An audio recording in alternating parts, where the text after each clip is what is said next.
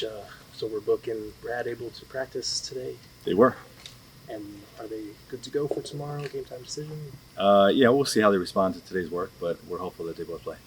After a hectic summer, training camp, getting everybody acclimated, preseason, now the regular season's finally here. Just how are you feeling in terms of excitement and also preparation?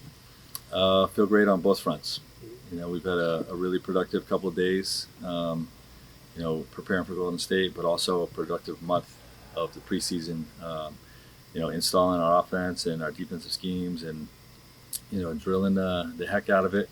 I think our guys are probably tired of the drill work, but, we've done a lot. And, it's always going to be a work in progress first year and early in the season when the real games start. But, I feel good about where we're at. In terms of layering your defense at this stage that you're currently at, is that kind of the biggest thing, just getting those reps in? Is it terminology, kind of all the above? Yeah, I got a pretty deep bag of tricks, on the defensive side of the ball, and a lot of it's been introduced. But you need an 82-game season to really implement it and see all the different execution pieces of it. As fate would have it, your defense will be tested somewhat going up against a team like the Warriors. What is it like facing a guy like Steph? Will it be defense by committee? It's not fun. That's what it's like. And yes, by committee. Okay. Everybody has to know where he is at all times, and there's very specific coverages that we have to try to execute that they make it very difficult to execute. And their movement, just really challenges all the ways that you want to try to help where you need to help with them. What kind of things are you and your staff pinpointing as things you want to see when you're going up against the Warriors and the Lakers, just two very capable opponents right away? I think the biggest thing for me is the effort piece. We want to be an elite effort team. We have one of the most talented teams in the NBA, and if we're the team that plays harder every night, we're going to win most nights. And also how unselfish we play. We're going to play hard and play together.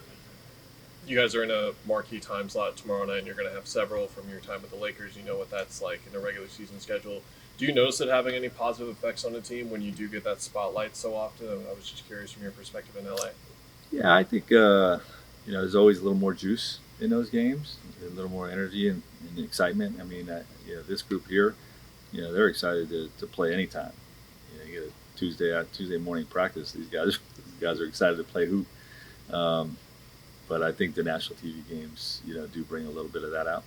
Kevin is someone who has been around that for pretty much his whole career at this point. Book has been for a while now, but for some of the guys who this is newer to, how do you want them to approach it and not just get too caught up in how many headlining games you guys have? Yeah, not really any different. I mean, our approach is always to block out any noise, whether that's Twitter, the national media, or a different feel of a game like this. It still becomes a 48-minute game, and you concentrate on the task at hand. On any other team, any one of the big three would be the main attraction, the big number one or the big dog, so to speak. Can you talk about the egos? It seems as though the egos have been left at the door in check, have not been brought in. You don't seem to have right now any ego problems with any of these guys coalescing and becoming a unit. Can you talk about that process with these guys so far? Yeah, well, our three guys are all used to being, the guy on their squad, and I think they've embraced, this team that we put together, and to have others that have that type of pedigree, they know that they're going to make the game easy for each other, and they're going to give them a greater chance to win, which is what they're all driven by, winning an NBA title. So I think there's an appreciation for having those guys as teammates, and it's been great so far. Coach, what have you learned about Kevin as a defender, and what do you feel like he's going to be able to do in your system? He works. I love that. I didn't know a lot about him as a defender, other than obviously just competing against him. But his IQ, when you're talking about game plans and coverages, and having ideas on certain things, but also understanding the layers of what we're trying to do defensively and why we're trying to do it. His appreciation for the nuances of our defense, have been great, and his effort has been off the charts, both in practice and in the preseason game. So I'm really excited about what he's going to bring to that side of the ball. to that point, I understand that KD and Anthony Davis are two completely different defensive players, but in your time in LA, you guys ran those two bigs and had AD as sort of a secondary rim protector, quite the luxury to say the least. With Kevin's ability there that he's shown over the years, what can that do for a defense when you have two shot blockers out there?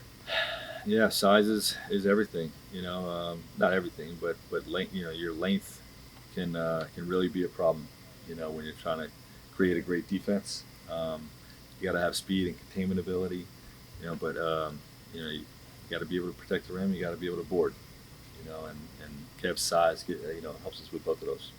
Coach, the roster deadline just passed. Can you inform us what moves that you guys made? Did we announce it formally, Cole? Yes, it's official now. We let go of Keon Johnson. We waived Keon.